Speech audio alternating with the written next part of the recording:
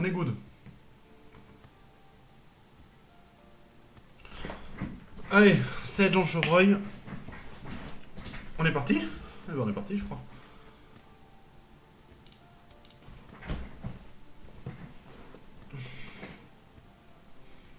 Ok, un petit 2 tiers.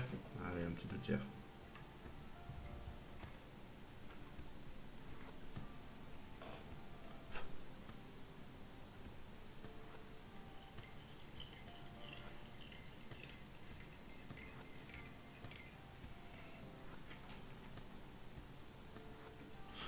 Du coup, si t'as ton matériel de montage à côté de toi, hésite pas à le sortir, hein, et monte en même temps si tu veux, ça pourrait être sympa.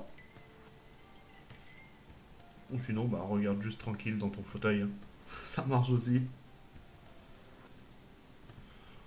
Bon, ok.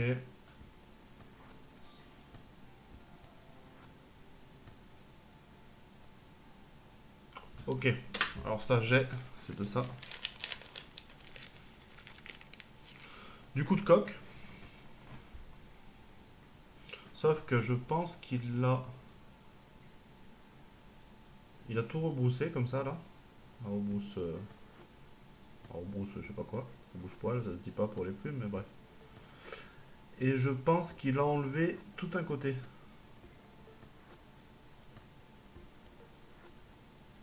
Alors sur cette mouche, en plus d'en mettre de partout avec le chevreuil, on va en mettre partout avec ça. Eh ben, on est pas là. Eh ben allez. Voilà. Donc j'ai enlevé tout un côté.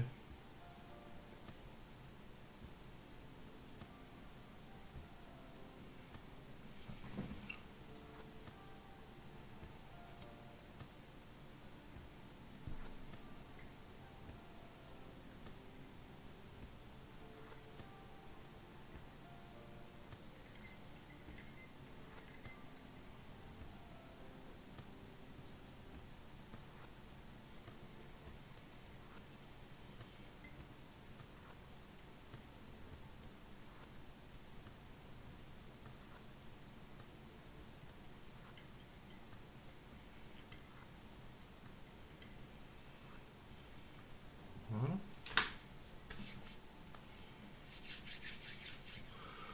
Ah ok, c'est pour ça qu'il l'a pas mis si loin, parce qu'il va rajouter du dubbing. Ok. Bon, supprimons ça. Hop. Alors, en dubbing, ce que vous avez vu, ce qu'il met là, juste avant là, cette espèce de colle, c'est de la poix. C'est juste un truc, j'en ai. C'est, on va dire un truc, c'est un peu, ouais, c'est une colle qui va adhérer au fil. Ce qui permet d'un peu moins s'embêter pour mettre le dubbing. On n'est pas obligé d'en mettre.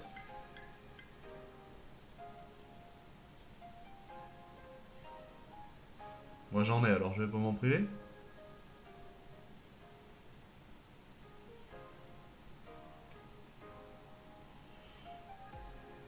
Hop,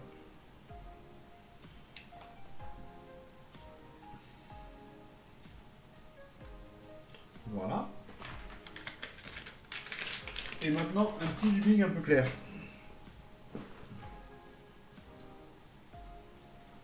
Un peu blanc. Et là, vous voyez, regardez. Ça accroche tout seul. Après, bien sûr, vous le coulez un petit peu sur le fil. Qu'il fasse corps avec.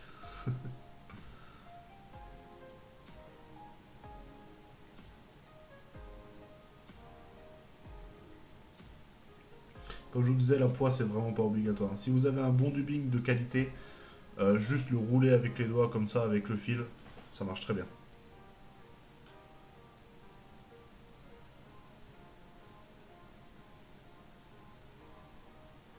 Voilà. Bon, je suppose qu'il fait son corps maintenant. Oh, mais je l'ai pas mis en grand. On va le mettre en grand. C'est plus agréable pour vous.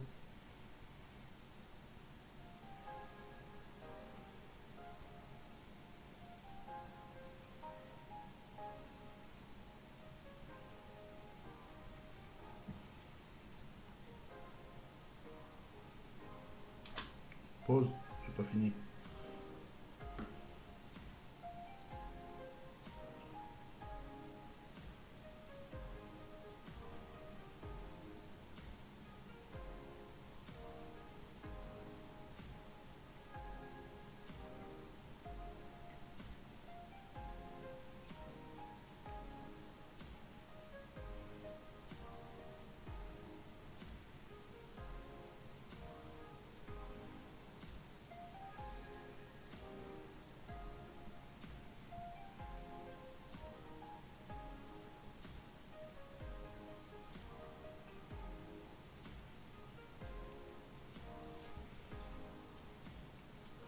J'en ai trop mis du dubbing. J'en ai trop mis. Pas grave, ça s'enlève facilement. Du fil.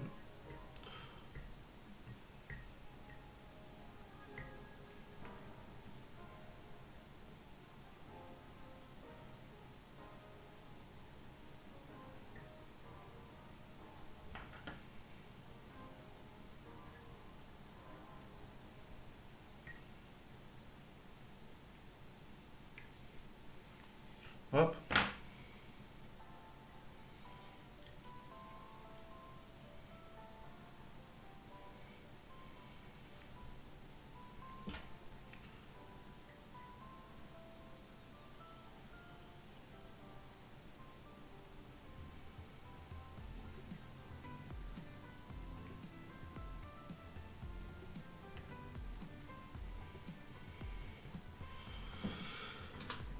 Voilà. Ok. Le coup de coque.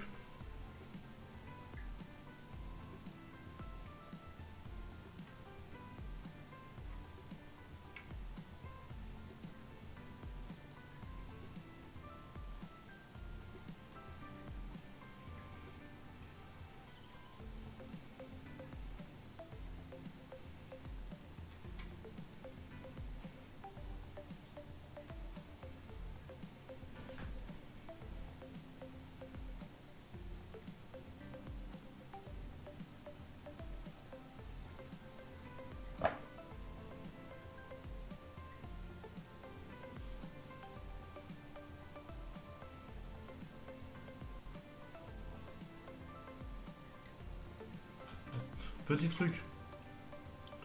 Les premières plumes, comme vous voyez là, ici sur sa hampe, il va pas jusqu'au bout à chaque fois. Tout simplement, c'est pour laisser la place de rajouter des plumes encore plus. Parce que si vous allez jusqu'à l'œillet, vous allez blinder devant l'œillet et après vous pourrez plus. Au bord de l'eau, ça va être une vraie galère pour passer votre fil. Ça, je peux le garder. Donc n'allez pas trop loin sur l'œillet. Pareil, laissez toujours la place de rajouter des plumes. La place aussi de faire le nœud.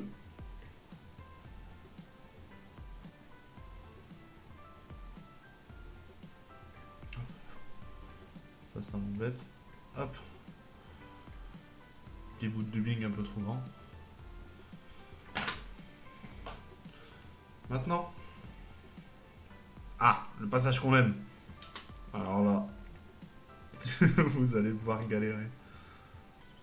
Ça va être rigolo. Là, ça va être drôle. C'est le moment où on en fout de partout, tu vois, Philippe, là. Là, c'est le moment où tant attendu, là. Oh là là là là. Oh là là, j'ai pas envie. Pourquoi j'ai monté cette mouche? Alors, le bon vieux chevreuil qu'on aime.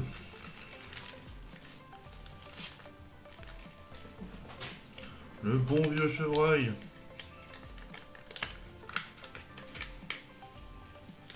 Alors. Bon, on va prendre une... Soyez pas trop gourmand, mettez-en pas trop, mais faut quand même en mettre le chevreuil, quoi qu'il arrive. Faut quand même en mettre, hein, toujours.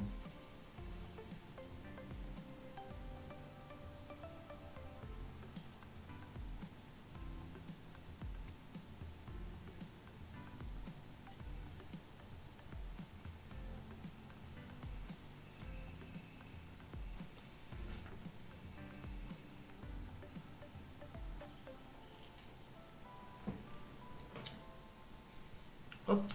Alors, vous prenez votre touffe de chevreuil. Et on va faire comme lui. Ah, j'en ai beaucoup là. J'en ai beaucoup, non?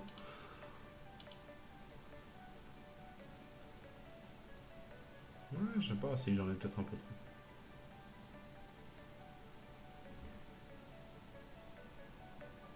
Bon, on a enlevé quelques poils. Bon, vous êtes prêts? Ça va être le moment tant attendu.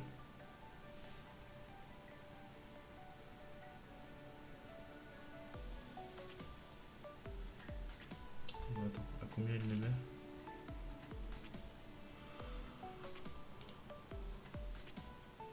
Je prends mon temps, mais il faut le temps que... Ouais, d'accord. À peu près la longueur des poils. Ok. À peu près la longueur de la hampe.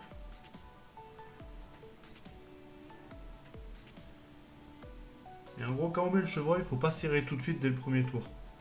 Tu vois, tu fais un premier tour tranquille, un deuxième tour où tu serres un peu plus, un troisième tour où tu serres un peu plus, et ainsi de suite.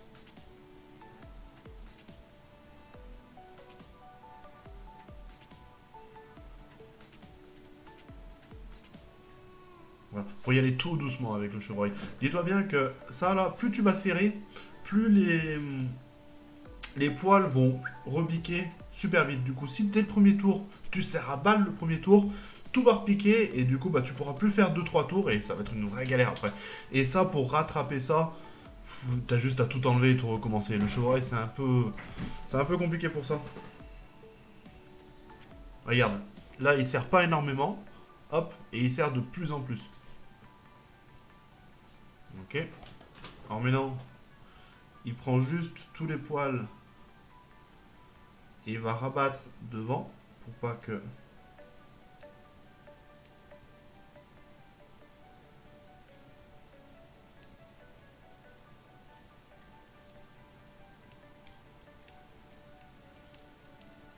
Faire 3-4 tours parce que lui il a fait une bonne tête quand même. Voilà. S'il y a un ou deux poils qui vous gênent, c'est pas grave. Vous le virez. Mais non, je pense qu'il va tout couper. Voilà. Ok. Alors c'est le moment où on en fout partout. Donc, petit tips, vous prenez ça, vous le mettez en dessous. Parce que là on va en foutre de partout. Là on va clairement en foutre de partout.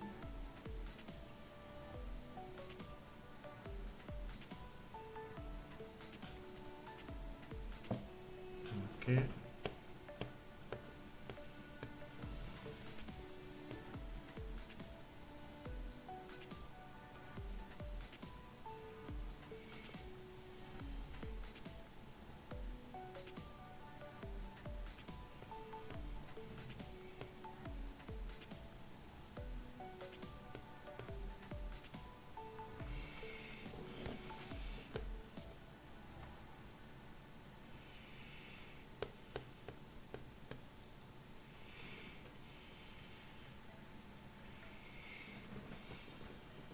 Ok, il y en a quelques-uns ici.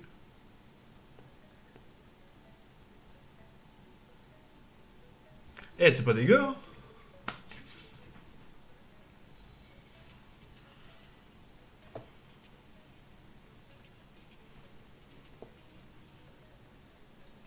Alors je précise que cette mouche, je ne l'ai jamais montée avant de ma vie, hein. Je ne l'ai jamais montée.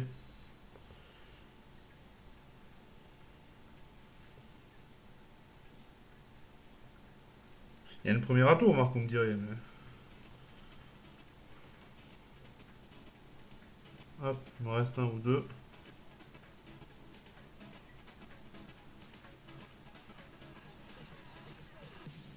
Et on est bon, je crois.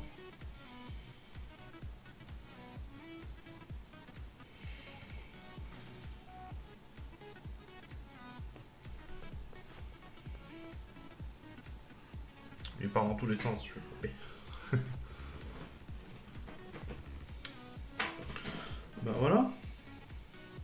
Ils sont peut-être un peu longs. Ils sont peut-être trop longs. Je pense qu'ils sont trop longs. Mais lui, il a un chevreuil qui est tellement épais. Ouais, ok. Donc là, il part sur du nœud. Ok, il taille quand même. Ok.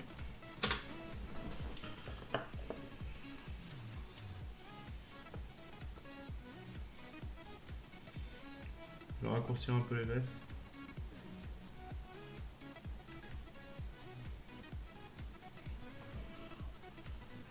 Ah, ça me paraît bien mieux.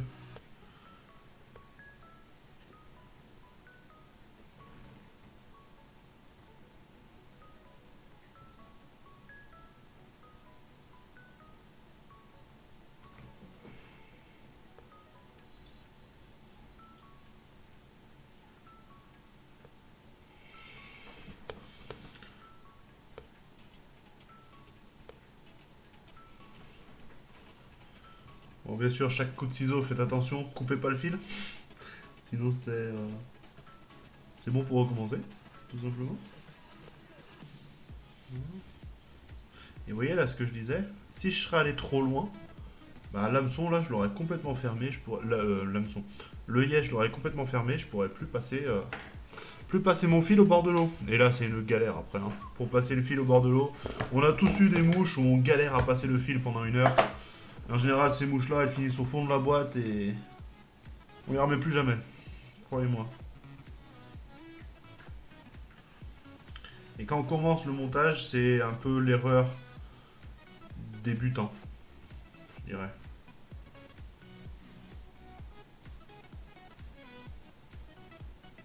Ouh là là, ça va être compliqué avec ça là. Ouh là là, on va faire comme lui, le nœud pour les nuls. Hop, avec ça. Hop là.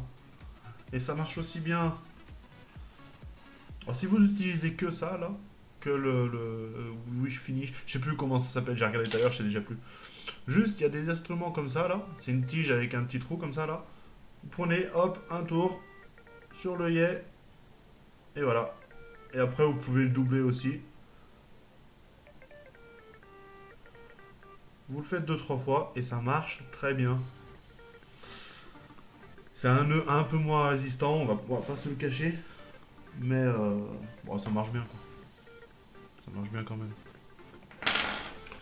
Ok, je suppose qu'il met une petite goutte de vernis dessous et que la mouche est terminée. C'est ça.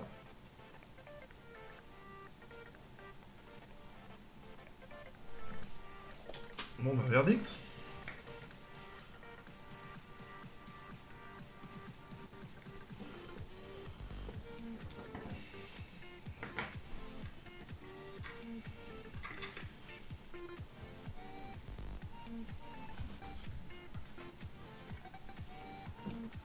On va faire pareil comme les pros, faut pas relever les poils.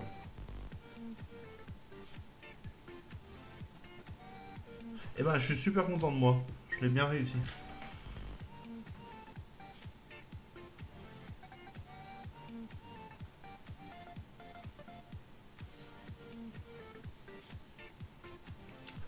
Je vais vous montrer. Pour le coup, comme j'ai fait des nœuds simples, juste avec ça, je vais mettre une petite goutte de vernis. Même si, comme je vous disais, je mets rarement une goutte de vernis, je préfère faire juste des nœuds parce que ça alourdit énormément la mouche. Par contre, il faut que je trouve le vernis. Alors ça, c'est autre chose. J'ai trouvé. Pardon pour les oreilles. Ouais, c'est ça, c'est une demi-clé tout simplement. Je cherchais le mot. Merci. J'arrive pas à ouvrir le vernis. Ah, j'ai ouvert le vernis.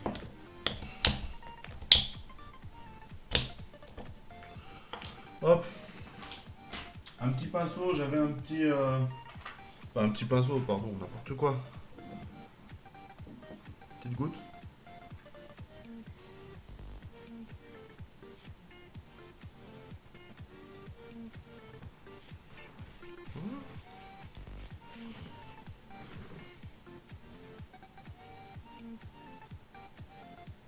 Et pareil, quand vous mettez le vernis, faites attention de ne pas boucher l'œillet.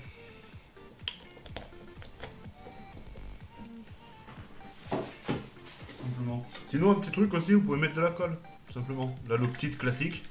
Une micro-goutte. Ça marche très bien. Par contre, mettez-en pas une tonne. Hein. Soyez...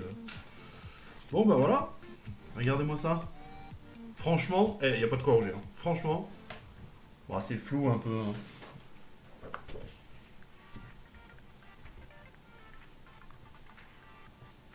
Pas dégueu, hein. Je suis content de moi. Ça, clairement, je sais très bien que ça va très bien pêcher. Alors, c'est une mouche qui flotte très haut. C'est classique, hein. Et par exemple, une utilité où pêcher avec cette mouche, n'hésitez pas, quand vous pêchez dans un endroit, par exemple, ça fait un peu les gorges, que c'est très encaissé et qu'il y a d'énormes rochers, pêchez le long des rochers. Parce que ça, c'est des insectes qui souvent sont posés sur les rochers. Du coup, bah, souvent, ils tombent, boum, sur le bord, vous pêchez, vous faites la ligne juste au bord du rocher, et là, en général, ça castagne. Bon, bah voilà.